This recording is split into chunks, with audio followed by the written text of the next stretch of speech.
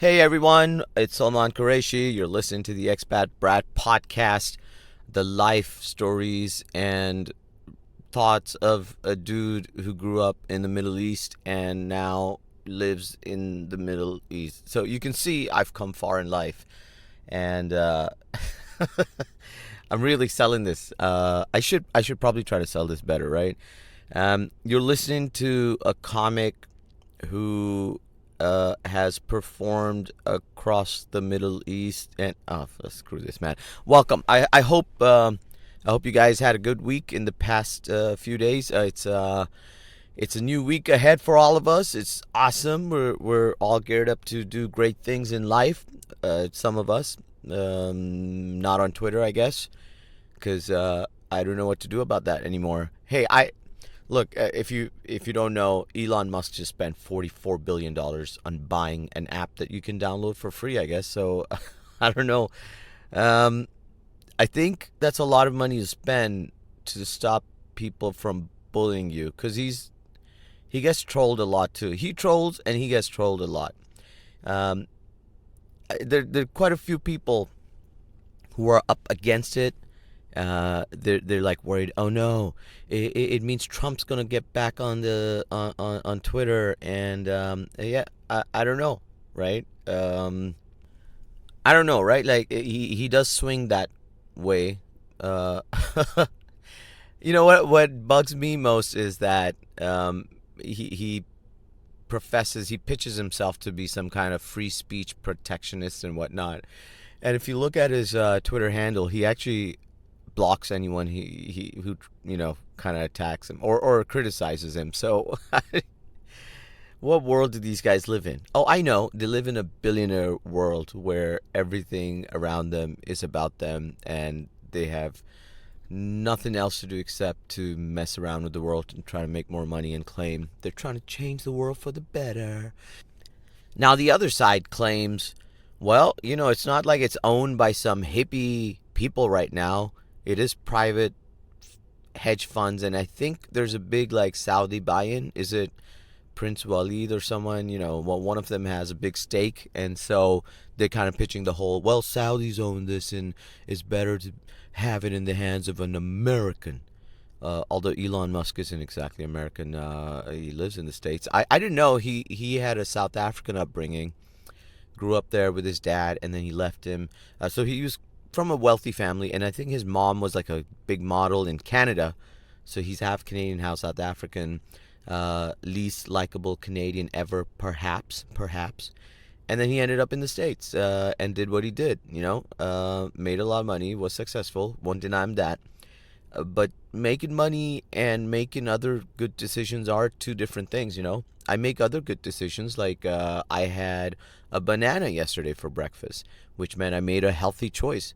But if you look at my finances, there is no way I'm paying $44 billion for Twitter, or anyone would take that bet with me to fund it, because they'd be like, this guy is going to drown that money out and close down the shops and everything. So interesting. I do use Twitter. I'm on it, and it is a vile place most of the time. It's an addiction. I don't even know. Sometimes I sit there and I go, why am I using this, right? And I don't have a proper answer, because it's I kind of enjoy it, tweeting. Maybe it's my lazy. Sometimes I feel like writing, and then this is a lazy way out, and I call it microblogging in my head. So then it justifies, and I make myself think, oh, I could have written a blog post or something that required research, or I can write this half-baked tweet and claim I've done enough writing in my life, right? Can you imagine someone downloading my tweets and using it to write my autobio? That'll be terrible. Like, I hope. I got to find a way. There's got to be an app. You know what would be a great app if you're an app developer, is to have this Twitter or even maybe the whole social media combustor. So as soon as you die, it just explodes and destroys everything on there, or at least just has a. If it's really smart, it'll destroy potentially bad, idiotic stuff. Like, this sounds a bit racist. Let's delete this tweet.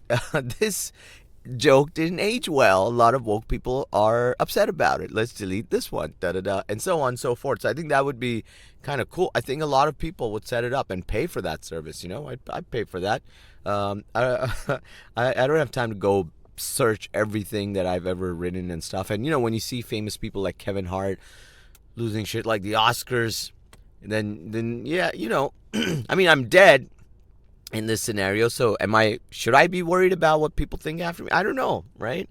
Well, it'd be embarrassing for my child, maybe. What if, like, my kid becomes this famous person or, like, a leader of something, and then they use my old tweets to go, well, his dad was a fattest. He made jokes about fat people and short people. But he was short. It doesn't matter. We don't do any jokes. We live in a society now where jokes are not allowed. And then he just loses everything, and he's like, God damn it, why didn't my dad think about this stuff? And if he hears this podcast, he'll know I did. It was just these idiots out there who could have developed this app, didn't do it in time, or never did it, and hence here we are, right? Wow, what a scenario, right? Like, somebody get on that shit. For my kid, for my child, for your children, okay? So we got to get on that stuff.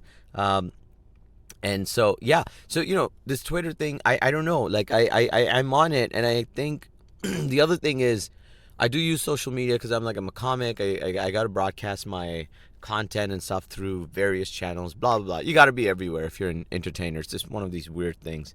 But how much time you spend on it maybe is the problem. And I also think, are there enough people on Twitter? Is it, they claim it's growing and it's had its moments because Trump kind of actually, they should be thankful to him kind of making it popular again in some ways, in a bad way, I guess. But it did bring people in, and so I don't know. Is it worth investing as a platform, as a content creator? If you're a content creator, I'd love to hear your thought on that, because people do keep saying, yeah, Twitter's is important, but my wife doesn't use it at all, and she's far more successful. Maybe it's to do with her field also. I don't know that. But she's great, and she's killing it on Instagram. But she produces beautiful work that people probably like. I think it's that too, right? Like, maybe I'm just not putting out work that people like.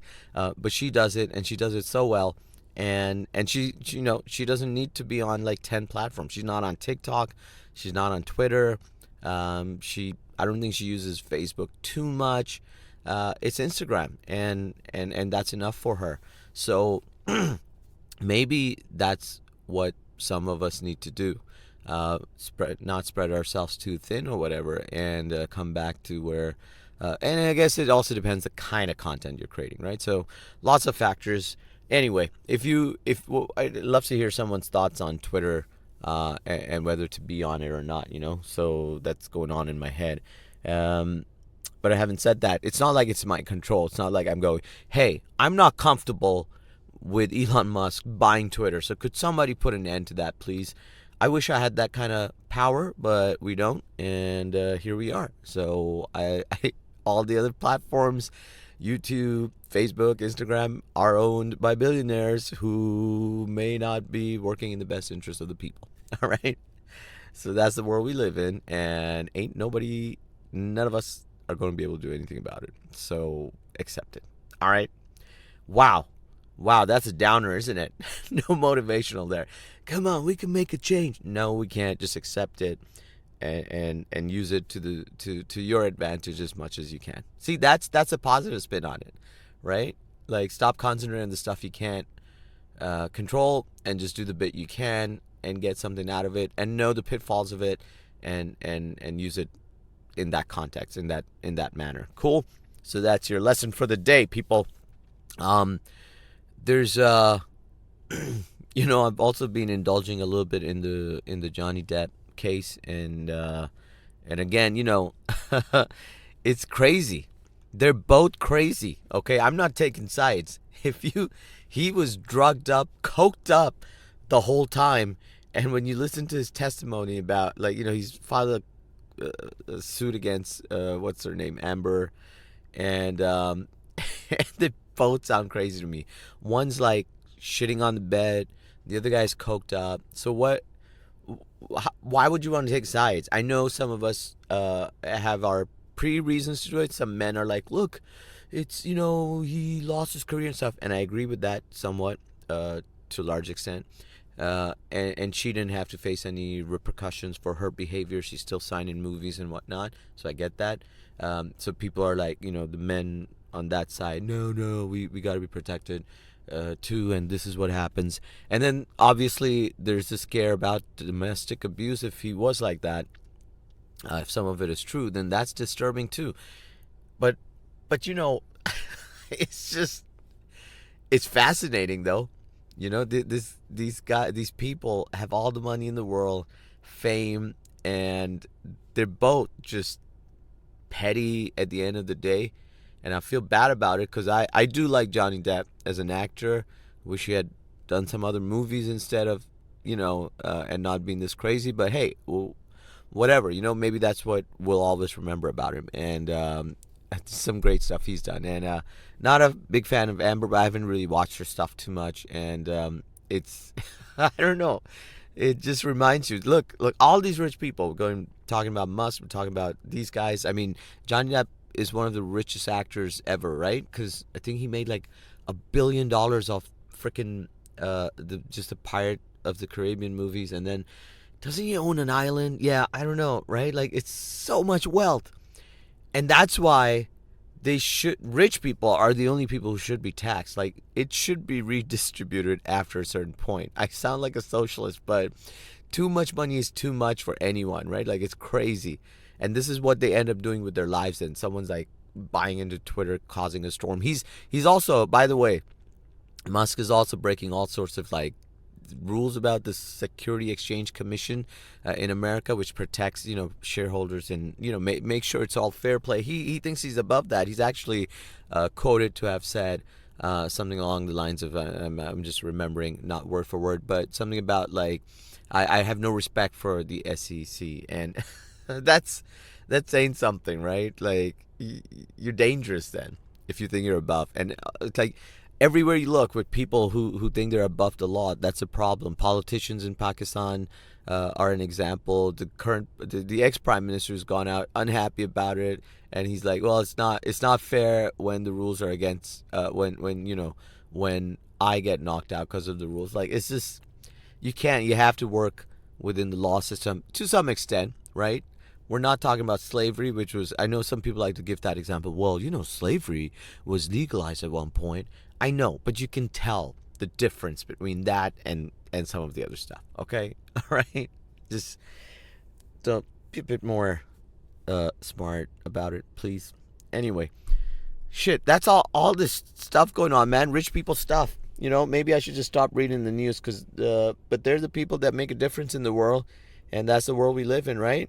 So here we are. Well, what else? What else can you talk about? There's a war going on, and the world's falling apart, and everyone keeps crying about, we're going to enter a bear market, and it's going to be terrible next couple of years. So I'd rather talk about the good stuff, like the world's oldest person dies in Japan. She was like 119 or something. I'm not laughing at her. That's terrible. But that's quite an achievement, right? But she's dead now. So it's good news, bad news. Bad news, she passed away. It's sad. Good news that people could live that long. So I think it's quite interesting. My grandfather, my dad's dad, lived up to 99. But I think that's like a little blip in the subcontinent. When we look at our diets, I'm like, that's not going to happen for us. So I don't know. And also, I sometimes have this debate, right? Like, how old do you really want to be anyway? How old do you want to grow, right? Like, at what age would you go, I'm done? I think part of it is health for me. If I can live an independent, healthy life, I'm fine to keep going on. And I guess looks won't matter after a certain point. But if you're like 90, and a lot of your friends, family have died, yeah, you might have like the next generation around with you, but they'll be busy and they'll love you and respect you in some ways, but you're on your own mostly, isn't it? What are you going to do? Go out and make friends again? So I don't know. Unless everyone can live to 150. Do I want to live to 150? And what do I do with all that? Like, I just learn from my mistakes and then do them better. But you can't, because not. It's also not like, okay, I've learned my mistake with my mistakes, and now I am going to chase my dreams, which were to be a basketball player. Like, you can't do that. Maybe the richest person in the world kind of thing. Maybe you could try that, but I don't know. It doesn't make sense to me. You know what else is terrible? The Bulls. All right. If you've been listening to my podcast, I'm a Bulls fan, and I had high hopes after the early start of this season, and now we're on the brink of being knocked out. Rightfully so. DeRozan has really let me down, and then I hear that's what he was like, and he has a playoff problem, and that makes me a bit sad, because he was really good this season, fun to watch, but it's been an amazing playoffs so far. The Celtics just swept the Nets, and that's another thing. I was excited about the Nets at the beginning, but when I look at the players, Kyrie and all that, I'm just like, man, I'm glad. Like, it's so easy to hate you guys right now. And then they took Ben Simmons, like, just easily dislikable immediately, right? And I'm glad they got swept. Maybe they'll come back stronger next season. Who knows? But the Celtics look so good right now. My money's on them to take it all, because everyone else really inconsistent. I mean, the Suns, right? Number one, most wins. And now they got humiliated by the Pelicans. Oh my God. Game 4, right? It was embarrassing. The last 5 minutes, it was like the Pelicans were playing against a bunch of high school kids, like stealing the ball from them, dunking it. It just became a joke to watch, and I felt so bad. And they've lost. I know Booker's out, but yeah, I know he's your star player, but to be embarrassed, and you still have CP, right? So it shouldn't have ended that way, but it did. Let's see how the Suns bounce back. But everyone else has been showing chinks, right? Like the Bucks are a great team, but I don't know. I think the Celtics might be able to lock down Giannis enough to beat them. They do have some great D on their team, probably the best chance of anyone beating the Bucks and holding down Giannis if at all, because the guy's a beast. And the Sixers lost to the Raptors today. I know they're even keel kind of team, but I would have expected the Sixers to take that series and maybe lose it. I know the bounce back maybe. They're all already 3-1, but all these games kind of shown some chinks in each team. So I don't know who else has the power to get through. Who else is in the Western Conference? It's who else we got? I can't even remember right now. It's the Suns coming to my mind. Oh yeah, the Grizzlies, the Jazz, Nuggets, and the Dallas Mavericks. Why is my mind just shutting down? Maybe I'm just so upset about the Bulls still. All right, so none of them stand out too much for me yet. They've all got great players. The Hawks on the brink of being out as well.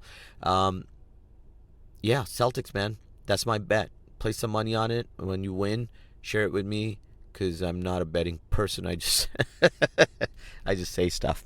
Okay, that's my roundup of the NBA playoffs as well. Catch you guys next week.